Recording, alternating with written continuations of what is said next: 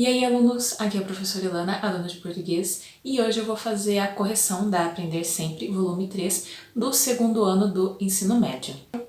Essa é a sequência 2 e vai das aulas 5 a 8.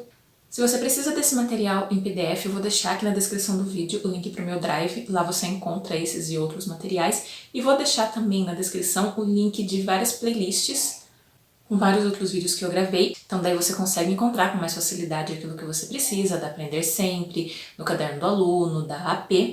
Se esse vídeo te ajudar, não esquece de deixar o like, que ajuda muito o canal a ser divulgado. Se inscreva no canal e ative as notificações para receber sempre os novos conteúdos e ficar por dentro do que aparece de novo por aqui. Me siga nas redes sociais, é tudo Elana B. Poloni. E se você precisa de conteúdos de matemática e física, o canal Exatas 1000 do professor Colombo tem vários vídeos do Caderno do Aluno, AP, Aprender Sempre. Então vai lá depois, se inscreve e deixa a hashtag Vim pelo Dona de Português. É isso então, bora lá! Aula 5. Lendo Pensamentos.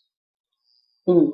Leia o excerto retirado do parágrafo final do capítulo 54 de Memórias Póstumas de Brás Cubas. Naquela noite não padeci essa triste sensação de enfado, mas outra e deleitosa. As fantasias tumultuavam-me cá dentro. Vinham umas sobre outras, a semelhança de devotas que se abalroam para ver o anjo cantor das procissões. Não ouvi os instantes perdidos, mas os minutos ganhados. Em certo tempo em diante não ouvi coisa nenhuma, porque o meu pensamento, ardiloso traquinas, saltou pela janela fora e bateu as asas na direção da casa de Virgília. Aí achou no peitoril de uma janela o pensamento de Virgília. Saudaram-se e ficaram de palestra. Nós a rolarmos na cama, talvez com frio, necessitados de repouso, e os dois vadios ali postos, a repetirem o velho diálogo de Adão e Eva. Bom, essa questão é apenas leitura para contextualizar, para que vocês entendam, né, que Brás Cubas e Virgília têm aí um interesse amoroso para ajudar na questão 2. 2. Para compreender o próximo texto, é importante entendermos o seu contexto dentro do romance. Brás Cubas e Virgília trocam um beijo no portão da chácara. Brás retorna para casa eufórico, tão eufórico que seus pensamentos vão ao encontro dos pensamentos de Virgília. Os pensamentos se encontram e repetem o velho diálogo de Adão e Eva. Leia um trecho do capítulo 55. Capítulo 55, o velho diálogo de Adão e Eva. Brás Cubas, e aí em seguida a gente tem fala da Virgília, depois do Brás Cubas e assim por diante. Então a gente tem aqui um capítulo bem diferente, assim, bem marcante mesmo da literatura brasileira, em que a gente tem o Brás Cubas e a Virgília aí, né, conversando, né, esse encontro aí de pensamentos, em que eles estão repetindo o velho diálogo de Adão e Eva. E então a gente tem, né, sempre o Brás Cubas falando algo, a Virgília respondendo. Aí o Brás Cubas fala, a Virgília responde, né, e assim por diante. E a gente tem aí, ao invés de palavras, a gente tem pontos que é para sugerir o que é que eles estão falando. Porque se coloca palavras, a gente sabe exatamente o que eles disseram. Mas se coloca pontos, fica aí uma sugestão que meio que vai da cabeça de cada pessoa imaginar, né, o que é que eles poderiam estar falando. Então aqui, por exemplo, a gente sabe na primeira fala, né, que é uma pergunta, porque é um sinal de interrogação. Depois aqui a gente tem, né, um sinal de exclamação, né, depois outro interrogação. Aqui, né, nessa fala do Brás Cubas, a gente tem várias exclamações, né, depois uma interrogação, e aqui no final as últimas falas dos dois, é interessante ver que termina tipo junto, né, bem interessante, a fala do Brás Cubas e a fala da Virgília terminam juntas no mesmo ponto ali, né, e com o sinal de exclamação. Considerando o texto anterior, os pensamentos das duas personagens dialogam entre si e o conteúdo da conversa é sugerido por linhas pontilhadas e por sinais de pontuação. Ao todo, as personagens falam 6 vezes cada uma e sempre nessa disposição. O pensamento de Brás Cubas fala e o pensamento de Virgília responde. O tamanho das linhas pontilhadas, os sinais de pontuação empregados, os pontos de interrogação e de exclamação se alternam no texto, ora se apresentando na fala de cada uma, ora na fala de outra personagem. Na última fala de cada uma, entretanto, há uma coincidência quanto ao tamanho da linha pontilhada e quanto ao sinal de pontuação empregado. e a pausa após as duas primeiras falas. Bom, então aqui ele está comentando um pouco do que eu comentei com vocês ali no texto, né? E logo em seguida ele pergunta sobre o que os pensamentos de Brás Cubas e Virgília conversaram e coloca aqui a caixinha para vocês responderem. Assim, essa resposta é uma resposta pessoal. A proposta desse material da apostila é que cada aluno dê a sua resposta e imagine e suponha sobre o que eles conversaram, né? Assim, como a gente tem só a pontuação, né, e não tem as palavras, a gente não tem certeza absoluta do que eles falaram. A gente pode imaginar, a gente pode supor. E quando a gente vê, né, as pessoas debatendo literatura e estudando sobre Machado de Assis, a gente vê, assim, diversas ideias, né, sobre o que seria esse diálogo deles, sobre o que representaria, né, mas uma resposta definitiva e taxativa é complicado de encontrar justamente porque não tem como afirmar nada sem ter as palavras. E a ideia do autor é justamente dar asas à imaginação do leitor para que ele fique supondo, imaginando, teorizando, né, sobre o que eles estariam falando. Então, o que o material quer é que vocês façam justamente isso. Que vocês observem aí toda a pontuação, a exclamação, as interrogações e imaginem, né, sobre o que eles estariam falando. E vejam também, prestem atenção no título, né, o velho diálogo de Adão e Eva, pensem o que isso poderia sugerir, né, e aí vocês supõem, né, sobre o que eles estariam aí conversando. Talvez vocês cheguem daí à teoria, né, à ideia, que é uma das mais difundidas, né, do que seria esse diálogo deles, mas enfim, eu não quero falar qual é a minha ideia a respeito desse diálogo para não influenciar a resposta de vocês, que tem que ser uma resposta pessoal. Mas deixei nos comentários para mim o que vocês acham que eles estavam conversando. Eu quero muito saber o que vocês pensaram. Aula 6. O farfalhar do texto. 1. Leia silenciosamente o excerto do primeiro capítulo da obra 5 Minutos, do escritor José de Alencar, publicado originalmente como folhetim em 1857. 1. AD. É uma história curiosa a que vou lhe contar, minha prima. Mas é uma história e não um romance. Há mais de 2 anos, que seriam 6 horas da tarde, dirigi-me ao Rócio para tomar o ônibus de Andaraí. Sabe que sou o homem menos pontual que há neste mundo. Entre os meus imensos defeitos e as minhas poucas qualidades, não conta a pontualidade, essa virtude dos reis e esse mau costume dos ingleses. Tudo isso quer dizer que, chegando ao Rócio, não vi mais ônibus algum. O empregado a quem me dirigi respondeu: partiu há 5 minutos. Resignei-me e esperei pelo ônibus de 7 horas. Anoiteceu. Fazia uma noite de inverno fresca e úmida. O céu estava calmo, mas sem estrelas. A hora marcada chegou o ônibus e apressei-me a ele tomar o meu lugar. Procurei, como costumo, o fundo do carro, a fim de ficar livre das conversas monótonas dos recebedores. O canto já estava ocupado por um monte de sedas, que deixou escapar-se um ligeiro farfalhar, aconchegando-se para dar-me lugar. Sentei-me. Prefiro sempre o contato da seda à vizinhança da casemira ou do pano. O meu primeiro cuidado foi ver se conseguia descobrir o rosto e as formas que se escondiam nessas nuvens de seda e de rendas. Era impossível. Além da noite estar escura, um maldito véu que caía de um chapeuzinho de palha não me deixava a menor esperança. Resignei-me e assentei que o melhor era cuidar de outra coisa. Já o meu pensamento tinha se lançado a galope pelo mundo da fantasia, quando de repente fui obrigado a voltar por uma circunstância bem simples. Senti no meu braço o contato suave de outro braço, que me parecia macio e aveludado como uma folha de rosa. De repente veio-me uma ideia. Se fosse feia, se fosse velha, se fosse uma e outra coisa. Fiquei frio e comecei a refletir. A imaginação é capaz de maiores esforços ainda.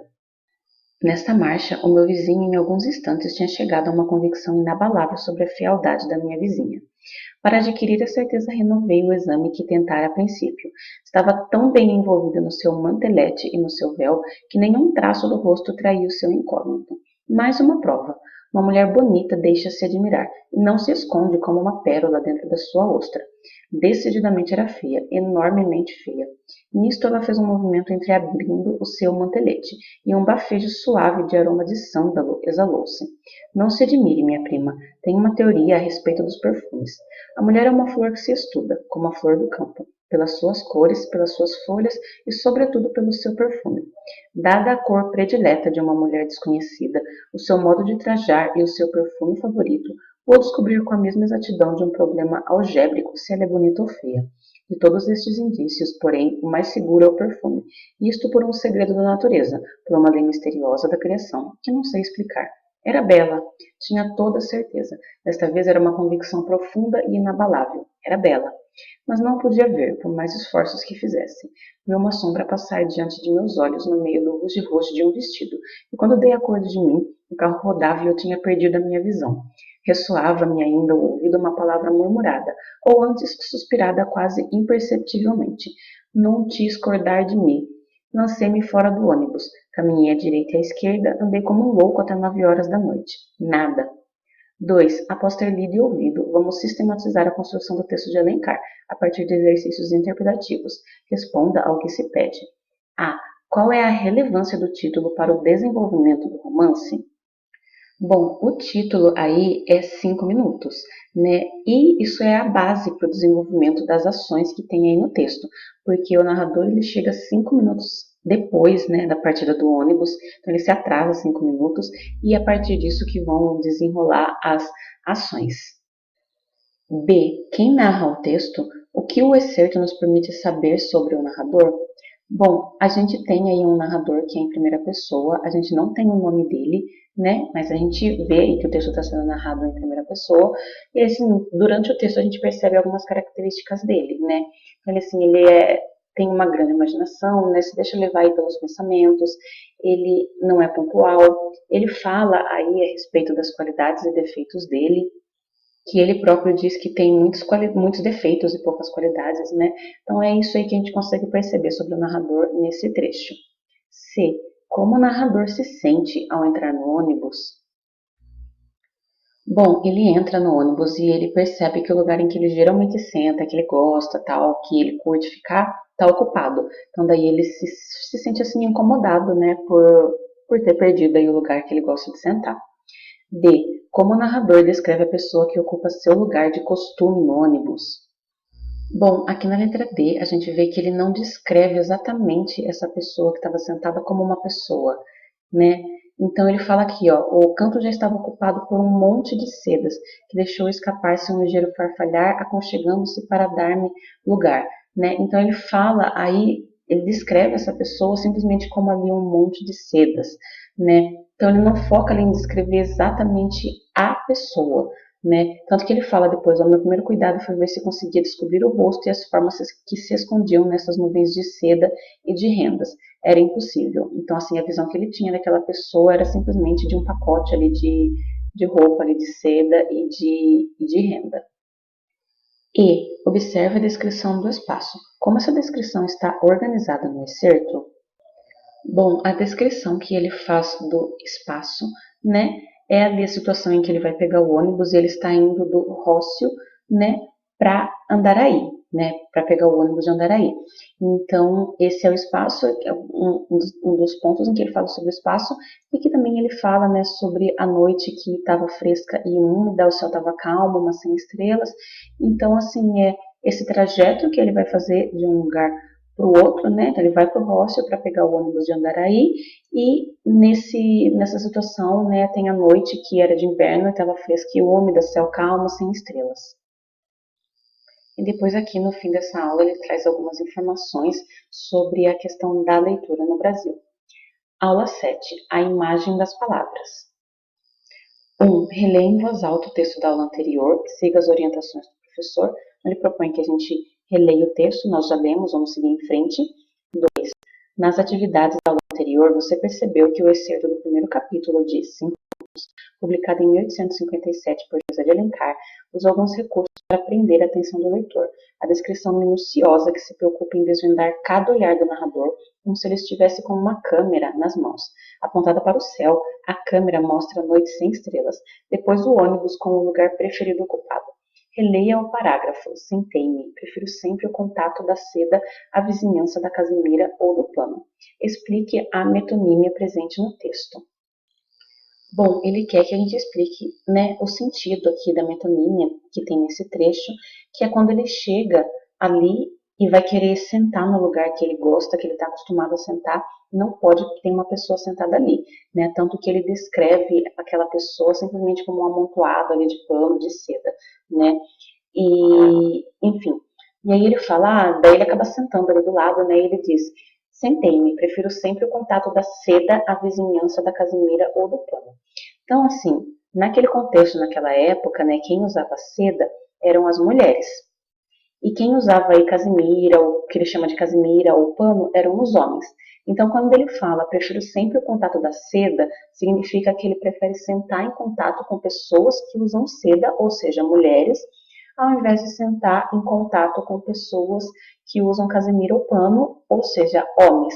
Então, basicamente, isso é para explicar que ele prefere sentar-se ao lado de mulheres, né, do que de homens. E aí, no caso, ainda, inclusive, a gente tem aqui nas entrelinhas uma mulher, assim, com posses, né, uma mulher com boa condição financeira, porque ela não estava usando qualquer roupa, né, ela estava usando aí seda. 3. Releia o parágrafo. O meu primeiro cuidado foi ver se conseguia descobrir o rosto e as formas que se escondiam nessas nuvens de seda e de rendas. Como a metáfora potencializa o sentido do texto, a gente vê aqui que ele fala, ó, nuvens de seda e de rendas, ou seja, a pessoa estava envolvida, né, estava ali escondida nas nuvens de seda e de rendas. Então ele senta do lado dessa mulher, que está muito bem vestida, né, que está ali com uma roupa fina, né, com muita seda, com muita renda, e ele fica encantado, fica deslumbrado, né, com aquela roupa e tudo mais, com a riqueza da roupa daquela pessoa.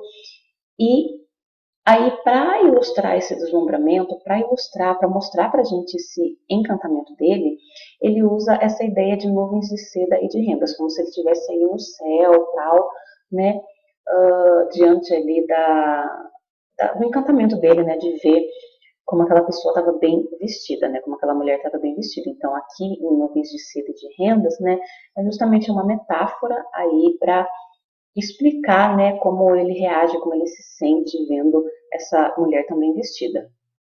4. Aqui o narrador descreve a experiência motivada por ter se atrasado 5 minutos. Como o narrador se refere à destinatária da carta? Bom, para saber a quem ele se refere na carta, a gente tem que olhar aqui no comecinho. Então ele fala a D, e esse D aqui tem as reticências logo depois, né?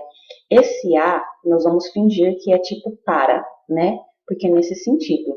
E esse D é o nome dela, mas por algum motivo ele não quis falar o nome dela inteiro, então ele colocou só a primeira letra. Poderia ser Débora, poderia ser Denise, poderia ser Daniela, enfim, qualquer nome que comece com D. Mas ele está querendo dizer, tipo, para D, né? A, D. E esse D, no caso, é só a inicial aí desse nome dela que ele quis esconder, que ele não quis falar qual é. E depois ele se refere a ela como minha prima, aqui ainda no começo. Então aqui vocês podem colocar, né, que ele está descrevendo essa experiência a D, né, e aí vocês podem até colocar D entre aspas e explicar que ele não quis revelar o nome dessa pessoa e dizer também que ele se refere a ela como minha prima. Aula 8. Os sentidos do texto. 1. Ao longo das últimas aulas, vemos que poetas e romancistas usam diferentes recursos linguísticos para enriquecer o texto e prender a atenção do leitor, além de utilizá-los também para materializar situações típicas de uma época. Cabe a nós, leitores, compreendermos o texto e essas estratégias. Muitas vezes, uma frase colocada no início do texto revela muito do que encontraremos nas linhas que se seguem.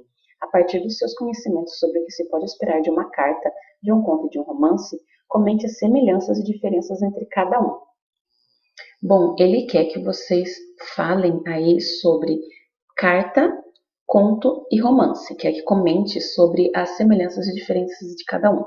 Então, assim, uma grande semelhança que a gente tem entre eles é o fato de que eles são escritos em prosa. O que é prosa? Prosa é quando eu escrevo o texto em parágrafos, né? Tem um parágrafo, depois tem outro parágrafo, depois tem outro parágrafo. Isso é texto escrito em prosa. O contrário da prosa seria o verso, né? Seria o texto escrito em poema, né?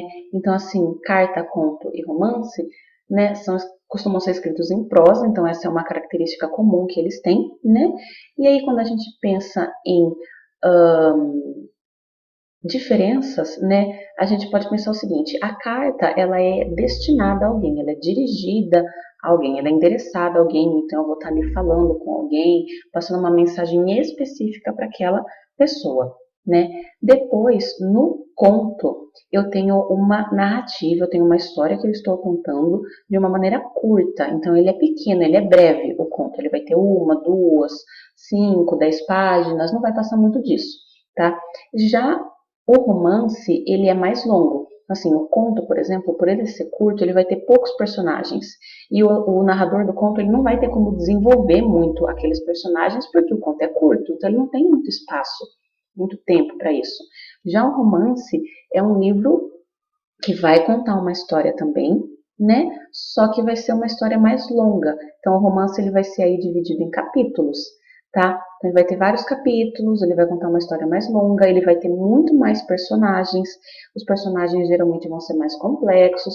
O narrador vai ter tempo suficiente para desenvolver esses personagens. Então, às vezes, um personagem de um romance que começa de um jeito no começo do romance, na metade do livro ele está de um jeito, de outro jeito já diferente, e no final do livro ele já está de outro jeito completamente diferente, porque ele passa por um processo de evolução, de desenvolvimento aí durante o livro. Então o narrador tem tempo para fazer isso no romance, porque o romance é mais longo, tem mais personagens, eles são mais complexos, então tem tudo isso. Então, assim, resumindo, né, todos eles têm ali características narrativas, né, são escritos em prosa, mas a carta ela é endereçada para alguém, destinada para uma pessoa em específico. O conto, ele tem aí, ele tem assim um formato curto, poucos personagens. O romance, ele é mais longo, tem mais personagens divididos em capítulos, e tudo mais.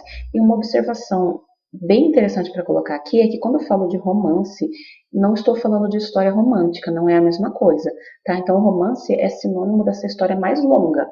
Então, um livro de 200 páginas aí vai ser um romance, né? Só que aí, dentro da possibilidade do romance, que é essa história mais longa, aí sim eu posso ter o romance romântico. Ou eu posso ter um romance que vai ter aí crítica social, vai ter aventura, vai ter mistério, mas que não vai ter romance, não vai ter assim a parte romântica da história, tá? Então, romance não necessariamente é uma história romântica. Eu tenho romances e eu tenho também romances românticos, aí com bastante questão ali amorosa envolvida.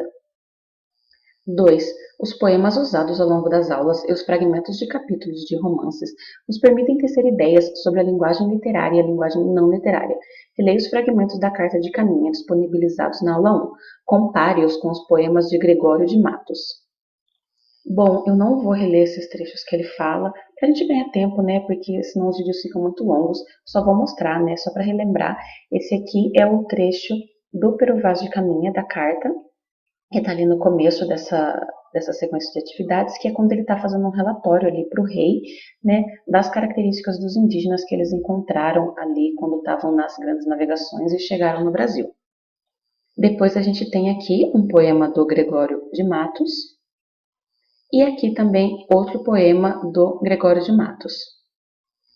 E o que a questão quer aqui é que a gente compare, né, a Carta do Caminha com os poemas do Gregório de Matos. Bom, na hora de comparar, a gente percebe que tem muitas diferenças, né? Porque a Carta do Caminha basicamente é um relatório. Assim, é um relatório que foi feito em formato de carta, claro, tem várias características narrativas ali, porque ele está contando tudo o que aconteceu, né? Quando tiveram esse primeiro contato com os indígenas. Então, mas não deixa de ser ali um relatório, um documento, era um documento, né, oficial, né, importante para passar todas essas informações para o rei, né? Então tinha esse toque, assim, esse caráter de documento mesmo, né? Tanto que é um documento histórico, de fato, para que a gente entenda um pouco do começo da história do Brasil. E aí depois a gente tem os poemas do Gregório de Matos, eles já não têm esse caráter, esse aspecto de documento que a carta do Pero Vaz de Caminha tem. Mas ao mesmo tempo, né, ele fala de características ali da nossa sociedade. Nesse poema aqui, em específico, esse primeiro, tá? Ele tá falando, focando assim mais na questão da social, né? Tá fazendo aí uma descrição, né? Construindo uma imagem de uma cidade para o leitor. Agora, já nesse outro poema do Gregório de Matos, a gente não tem essa questão de fazer ali a crítica social, de falar da cidade e de ao mesmo tempo contribuir, então, com a questão da história do Brasil e tudo mais. Aqui já não, aqui a ideia é outra coisa, né? Aqui a ideia é refletir sobre como a vida é passageira. Ele fala, nasce o sol e não dura mais que um dia, e vai falando do tanto que tudo é passageiro, né, que tudo no mundo é inconstante, etc.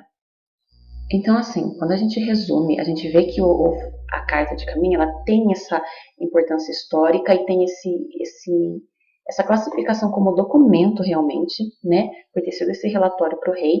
E nos poemas de Gregório de Matos, um deles tem também essa importância histórica na questão social, de descrição, de caracterização do Brasil, né, que é o primeiro poema que eu comentei.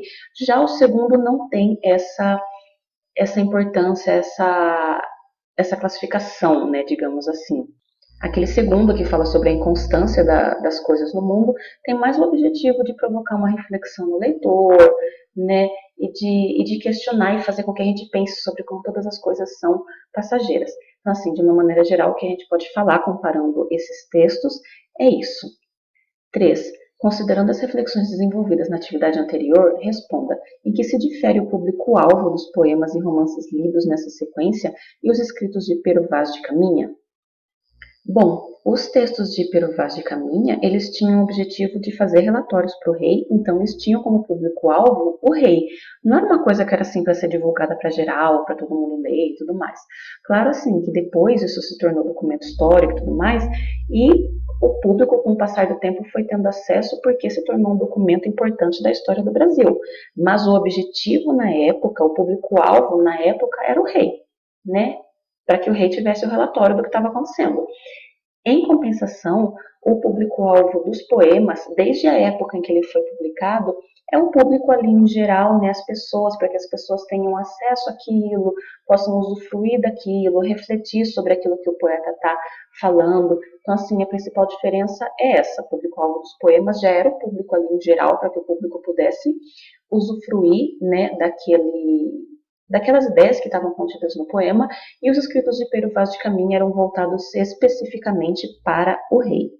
Bom, terminamos aqui então mais essa parte. Se esse vídeo te ajudou, deixa o like porque ajuda bastante daí o canal também. Compartilha com os seus amigos. Se inscreva para receber os novos conteúdos que vem por aí. E isso, até a próxima e tchau, tchau!